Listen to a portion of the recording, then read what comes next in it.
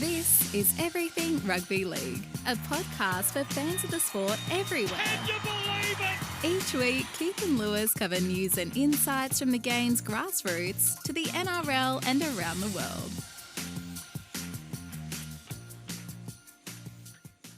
Yes, we're back for another week. Welcome to episode 2 of the Everything Rugby League podcast. What a week it's been in rugby league. My name is Keith and I'm joined by my co-host Lewis to catch you up on all the results from the rugby league world.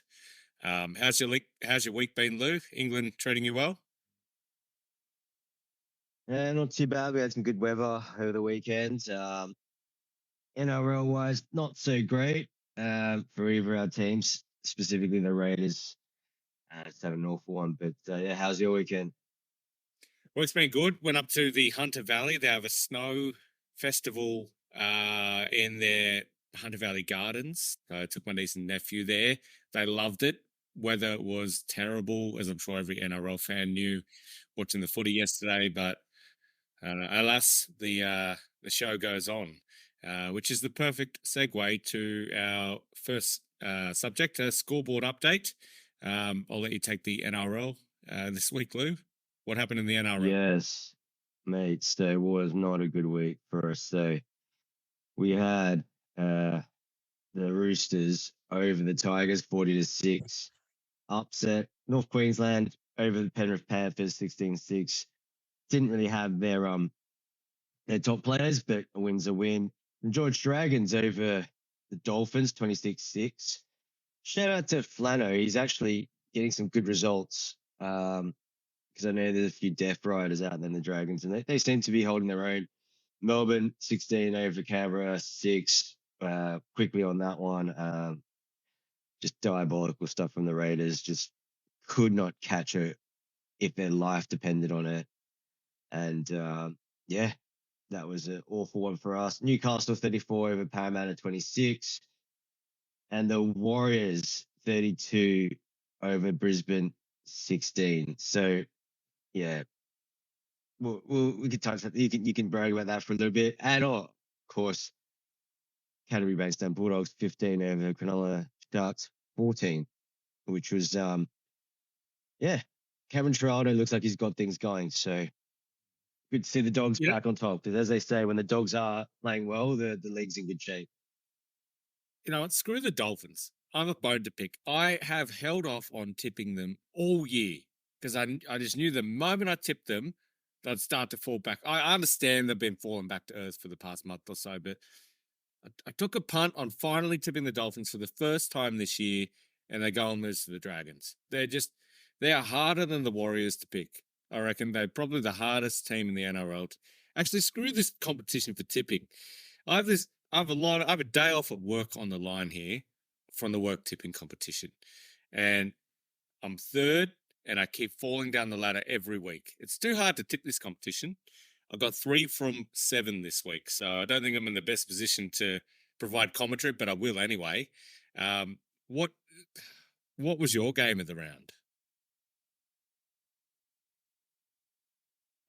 Well, it probably has to go to Newcastle.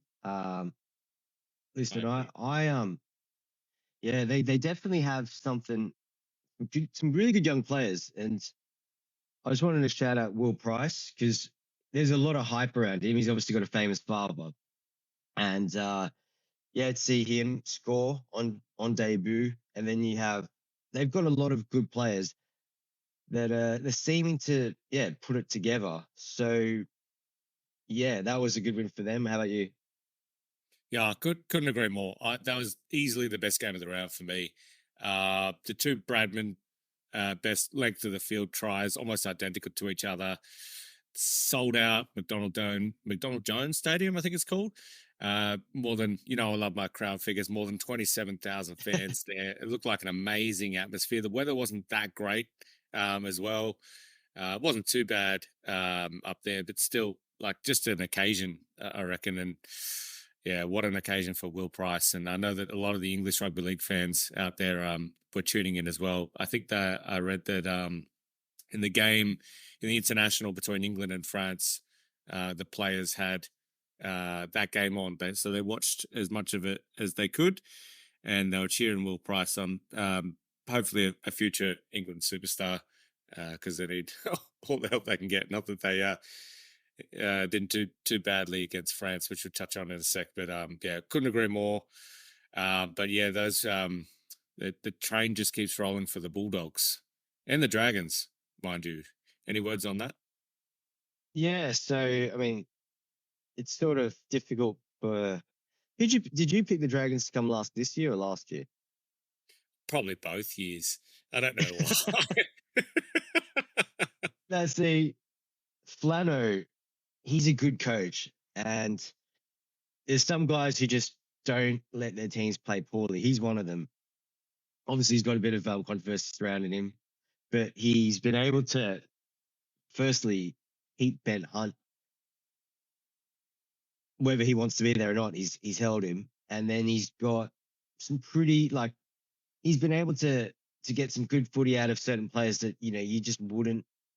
Last year, I know we were touching on Tyrone Sloane's defense, for example. I mean, he's become a good player. There's plenty of about the Dragons, considering they haven't really been able to sign anyone of note. And I know they're trying to go after Stefano, for example. So there's a good building base there. And I guess the Bulldogs. I mean, Gus Gould's perpetual 5-year plans. They eventually do turn it. He eventually does turn things around. Let's be honest. It took a while to get Penrith going. Now look at them. And I think the Bulldogs, it's hard not to think they will have that same sort of trajectory. Maybe not as dominant, but they've pillaged half of the Penrith team. And you just think success is around the corner. They need a halfback, clearly, but they seem to be doing all right without one. It's Penrith, the Warriors, and the Bulldogs obviously have those three coaches in common. Ivan Cleary is the OG, but German Geraldo, Andrew Webster underneath him were both signed as head NRL coaches the same year. And everyone thought last year that obviously the Warriors got the good assistant coach, and now it's sort of flipped on its head this year. And the only player to swap between the Warriors and the Bulldogs this year was Josh Curran. And he came out with a quote during the week on SEN. It says, "It actually doesn't feel like I've moved clubs. Everything we did at the Warriors, it was all through Ciro at Penrith. Ciro made the whole defensive system. Then Webby bought that from Penrith." and my mate Fonzie's responded, "So I guess Ivan was just putting out the cones then."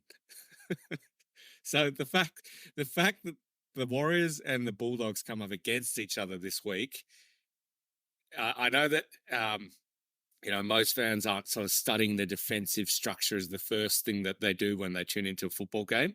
But anyone listening out there, I encourage you to actually make the effort to try and look at these two teams' defensive structure, see what they have in common and who's doing it better. Because obviously the Bulldogs are doing it better, but the fact that we've got two teams coming up against each other that use the same defensive structure, whether it's down to Webby or Ciro or even Ivan, will be a very interesting watch. You got any thoughts on that one, though?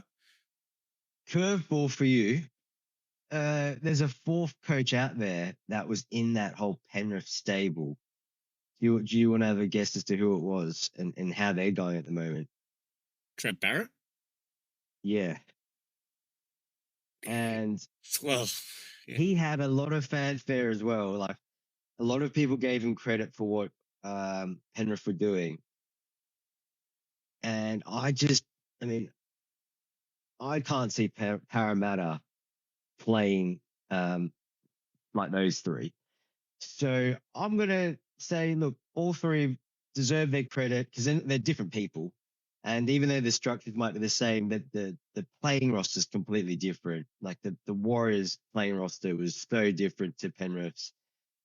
But Webby got some amazing results. He's actually got a stronger roster this year. Seems to be getting less results. But yeah, I feel like Penrith for the blueprint, clearly, but they had the players to win games even without that structure. They're just the special players that maybe these maybe the Dogs don't have, for example. But yeah, I would say that there has to be some correlation between those coaches, that their success is down to the things that off the field.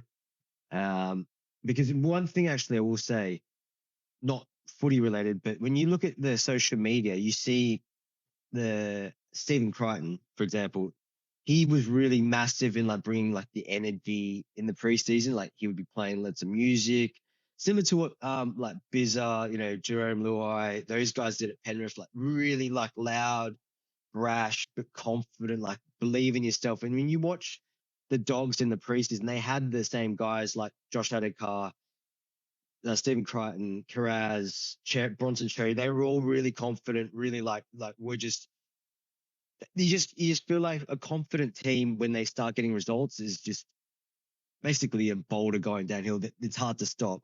And I think that's sort of probably what they've brought in, this culture of let's believe in ourselves, let's fuck everyone up, and let's just do it our way and yeah, run over the top of everyone. And it feels like that's sort of, maybe it's an attitude thing. I mean, yeah, take away the structure, take away, the fact that pillaging all the players. They just seem to have more of an attitude of, yeah, believe in yourself, as opposed to maybe some other teams where I'm trying to think, maybe the Tigers, they've bought players from big clubs. Those guys haven't brought in the same culture, and you see the results, right? They're plumb last. Yeah, I mean, I guess like the Bulldogs weren't too much better than the Tigers last year in their first year under a new coach. And I mean, if I'm a Tigers fan, the hope is that the same kind of thing is replicated probably next year with the Tigers. And the fact that Jerome Luai is one of the players coming in, and it's the second year under, Benji Marshall, who's first year coaching this year. I mean, you can see the parallels between the two clubs, but I'm keen to actually to get your thoughts on how far the Dogs can go. Traditionally, it's a team that I fucking hated them, to be honest. Like, but it was a respectful hate. It was something like that. Matt Utai, Willie Mason, Marco Mealy, Roy Asatasi. They were just so good that you could hate them and not feel bad about hating them. But it's been a treacherous decade or so for the Doggies, so it's really good to see them in the top 8 again. They're 5th right now, pushing for a top 4 spot, remarkably. And they had a pretty shocking start to the year. They lost 26-8 to Parramatta. Then they lost to the Sharks 25-6. Then they smashed the Titans 32-0. Then they went down to Rabbitohs 20-16. But of late, they've been going on a bit of a run. So I want to look at who they have left to play. So we're in round 18 this weekend to take on the Wars, and then they go into a bye.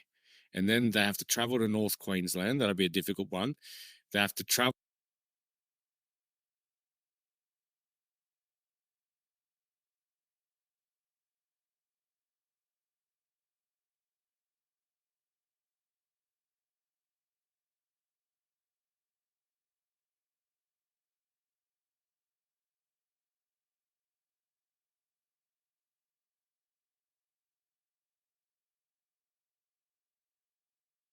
to Brisbane after that. That'll be a really difficult one. Brisbane are getting more and more desperate. They're currently 10th.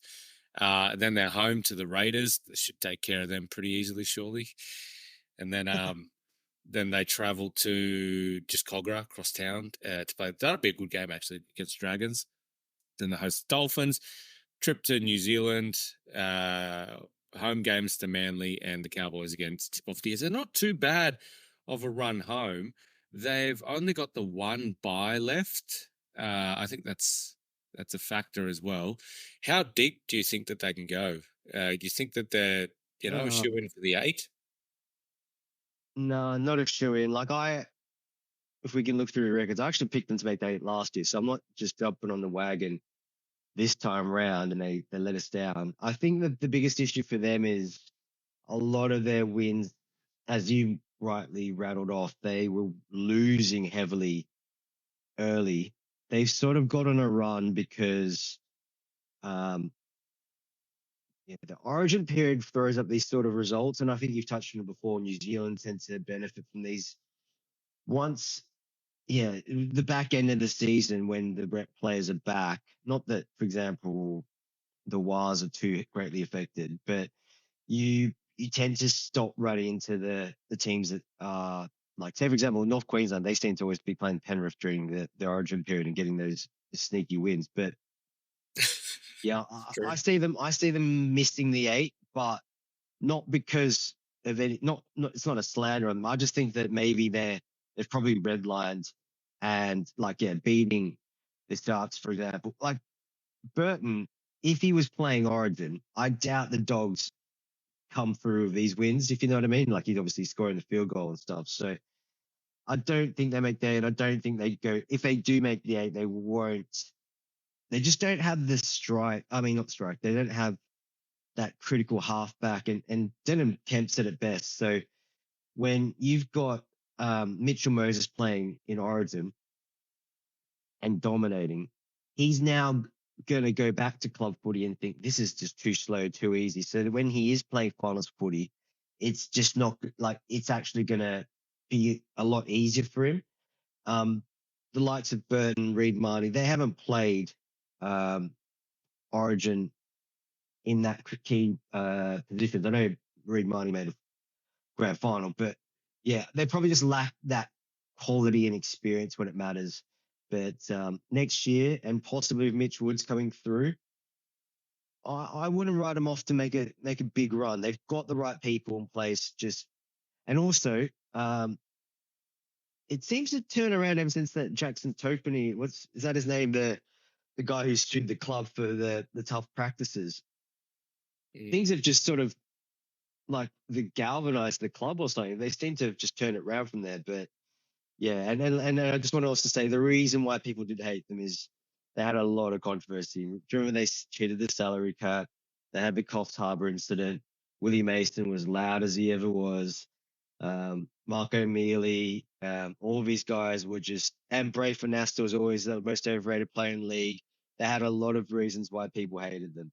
Matt Utah probably was at the bottom of that list. I don't know why you singled him out straight away, but I think because he scored so many tries when I didn't want him to, but people underestimate how, not to sort of bring up the past, how big that Coffs Harbour scandal was. That really dragged the game through the mud for probably a couple of months there.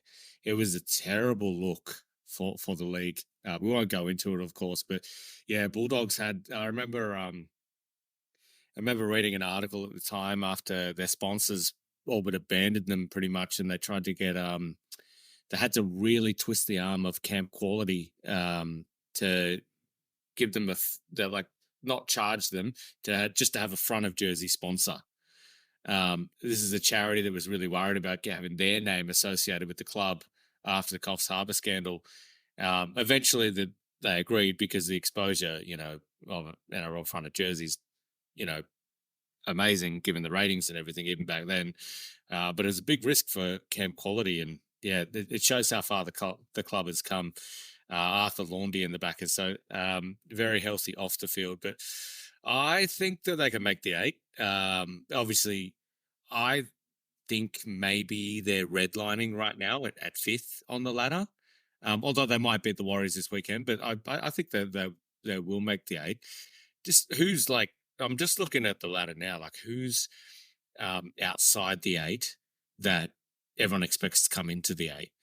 In 9th are Manly, 10th is Brisbane, 11th is Newcastle, 12 is Canberra. They've really fallen down lately, haven't they? Just rub it in. 13th are the Warriors, and then you got South in 14th. It's the Rabbitohs, man. I fully they look at their roster and they will, like Latrell. There's I mean, there's a lot of talk during the week about how much impact Latrell was going to make, and you saw it right there. He is absolutely one of the biggest impact players in the league.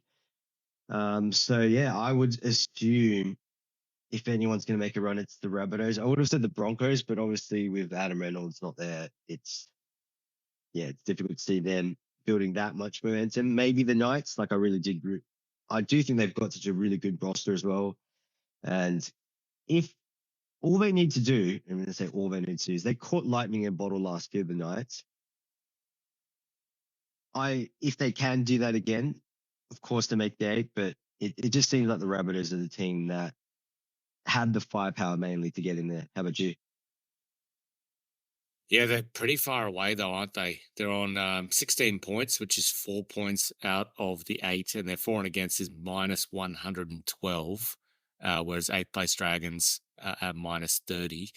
And compounding that is that they've actually had all 3 of their buys. So there's some teams in the competition, despite the fact that we're heading into round 18, there's 4 teams that have actually only had 1 buy. So they've got a guaranteed 4 points still to bag. That's the Roosters, the Cowboys, the Warriors. Actually, there's only 3 teams, I believe. And there's only 2 teams that have had all 3 buys. That's the Rabbitohs and the Titans. So the fact that the Rabbitohs are still down there, they've only won 5 games all year. 8th place has won 8, and then you sort of scale up from there. But actually, Question there for you. Can I just go? So how many games have they won? Rabbitohs 5. Yeah. And what's their record in the last 4 games? 3 and zip. I think they had a buy in there. Okay. So their last 5 weeks, they're 4-0 with a bye. So I'm actually going to, after this, putting a bet on them to make the top 8. There, I said it. It's going to happen. They've got Parramatta this weekend, who are the most disappointing team in the comp. Then the Dolphins, who we've already circled as a potential iffy one. The Tigers, the Raiders, Sharks. They could be 10-0 if I've got my maths right in these next few. I love it. Yeah, and then I'll list the Storm. But yeah, that's if our potty ever gets off the ground, it's with big calls like that, and I'm sticking to it. Rabbitohs make the 8 and the grand final. There, I said it. Ooh, love it. Maybe not the grand final. No. Change of subject. State of Origin, obviously a magnificent first half from New South Wales. I say that as a proud Blues man. In front of more than 90,000 people at the Melbourne Cricket Ground. I found this quote in League Express, an English magazine. And this quote comes from Chris Foy, who is the main rugby union writer for the Daily Mirror, which is a big newspaper in England. And he wrote, "For this State of Origin first-timer, the event did not disappoint. It was a wild ride of a viewing experience. As the rugby union correspondent for the UK Daily Mail, it was an irresistible detour between England matches in Tokyo and New Zealand. I'd watched on television several times in the past, but I'd never witnessed a match firsthand. It was truly epic. All in all, as a passing visitor, this was a bucket list occasion to savour. It is ferociously compelling. Next time, never mind Melbourne or Perth or elsewhere in Australia, look north and bring a game to London or Manchester. We'll take it and learn to love it too." Do you reckon Origin could ever play an exhibition game in England, or is that's dreamer territory, surely? I'm not against it, actually. I mean, it's probably because you underestimate, I think, just how many Aussies are actually in the UK. There's stacks. Like, you could easily fill out a 50, or maybe like a 40,000 seater. Yeah, it would have to be in London or Manchester. It couldn't be like in Wakefield or somewhere ridiculous like that. But yeah, I can't. And also, like, and I messaged her. So at work, we've obviously got a lot of private school boys in our London office, and yeah, I walked down to the trading floor, and there was loads of State of Origin playing in the background of a lot of TVs. So there is interest. That it is the pinnacle of the sport in terms of like quality. What if it's marketed properly, and that's half the battle. Because do you remember a few years ago, it was Australia, England played at the West Ham Stadium, the Olympic Stadium. They got about 35,000 or so. And I don't recall that being at all marketed with any sort of ferocity that they did with Vegas. I remember it was maybe a couple of billboards at best. Like, there was no TV coverage, nothing like that. And you sort of have to think that is the type of, well, that's the sort of effort they put in Australia. So you have to put in that sort of effort over here. But I can see it work. What do you think? I'd love to see it. I just don't know how it will work. But the fact that we've gone to Las Vegas, um, anything could happen now. Because if you told me Las Vegas would be a roaring success, and I know that there's detractors out there saying that it only got 55,000 American viewers on Fox Sports 1 or whatever it be. But I was there, and I can tell you that the atmosphere, the feeling, is only going to get bigger and bigger every year. So I don't know, it's like if Peter Volandis puts his mind to it, it gets done. So I've got is easily the best administrator our sport has ever seen. Probably his England counterpart back in the day that still doesn't come close, but sort of with that ambition and zeal to get shit done would be Morris Lindsay, the late Morris Lindsay. But your sort of marketing comment is the perfect segue for me to talk about an absolute failure of promotion and marketing, and unfortunately, a bit of a negative comment here of just how far the game has fallen in the Northern Hemisphere. So we did actually have a international game on the weekend in France, in Toulouse, and we had England beating France 40-8. The crowd, which the figure wasn't announced until the day after, was about 4,900. Now, I can tell you, watching that game on TV, even factoring in the cameras in the stands where most people were sitting, there was not 5,000 people there. They'll be lucky to get 2,000 or something like that.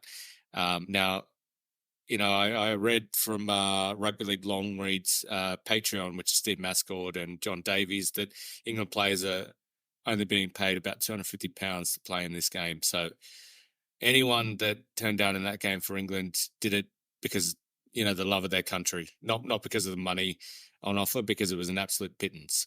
Now, I don't know what the solution is. I never thought I'd hear myself saying this because I was always big on the IRL being a higher authority than the NRL, IRL being the International Rugby League. But maybe the pragmatist in me, I think that the only way we're going to grow the game is for the NRL to be the center of the rugby league universe in terms of just buying the Super League, taking care of marketing, promotion, etc., of all of the international game, because outside of that, the game's just not going to grow. Have you got any air of optimism that can contrast that, Lou, or are you on the same page? the capacity to lose is 20,000. So there's that. It's tough. It's a difficult one, man, because right now you've got the Euros at the moment. So majority of England are watching that, and they were so lucky to win last night, by the way. Ridiculously lucky. It's coming home, mate. I don't think so. They barely beat Slovakia. They required a Jude Bellingham bicycle kick. And Slovakia, the worst sweepstakes. So I'm out of the sweepstakes as well. I mean, ridiculous, right? So they're fluking the Euros, so they're really paying attention to that, and they're not really like Silverstone's on next weekend, and Silverstone Grand Prix Formula One, which is like one of the jewels in the sport. That's also not sold out. There's the Olympics in Paris next month. There's Wimbledon starting today. So I'm not throwing reasons as to why the international game is struggling because of other sports. I'm just saying that there's a lot of eyeballs elsewhere, like actual international. Wimbledon's huge. Formula One's incredibly massive right now. You've got the Euros, which is obviously massive. Like every single person's watching that in Europe. And I don't think anyone would be caring about a friendly between England versus France in Toulouse. I mean, it just doesn't. And the cricket's on. So you've got all these sports out there. I think it's just hard to get a country to follow yet another sport that has no real impact or significance, because it's not a tournament, as opposed to the other ones that just all these other sports do have some sort of implications to them. This is just go down, play for 250 quid, and make your own way back type of thing. It's disappointing. I totally agree. And in order for England Rugby League to get it together. There has to be a bigger grand plan, because I'll put it to you, right? It does parallel the way the game has fallen in Australia with rugby union, in terms I of was thinking how the same thing. rugby union in Australia has very private school mentality. Not that Super League over here has got private school, but like it's the same old people running the place into the ground. They don't really want outsiders kind of coming in unless it's with loads of cash. So you've got, it just needs more injection of the right people. I don't know. I mean, I'm probably not able to comment on how England can do it, but I'm just watching Rugby Australia self-destruct, and that's probably how it is. And the other codes are doing really well too. That's the biggest issue. If the other code's doing well, then this sport that's already doing crap is probably going to get worse. Yeah. Well, let's end on a more positive note, but well said. So next week we will be talking about the results from obviously this upcoming round. In the Super League, we've got St Helens versus Castleford Tigers, Warrington Wolves versus Huddersfield Giants, Wigan versus Lee, Leeds versus London, Hull KR versus Catalan. That'll be a good game, actually. Salford versus Hull FC. And in the NRL, looks like we've got a full round for the first time in a while, which is great to see.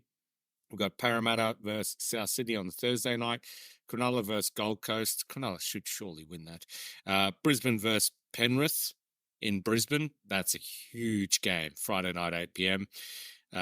Canterbury versus New Zealand Warriors, West Tigers versus Melbourne Storm, North Queensland versus Manly in North Queensland, Sydney Roosters versus St George Illawarra Dragons. I'll be going to that one.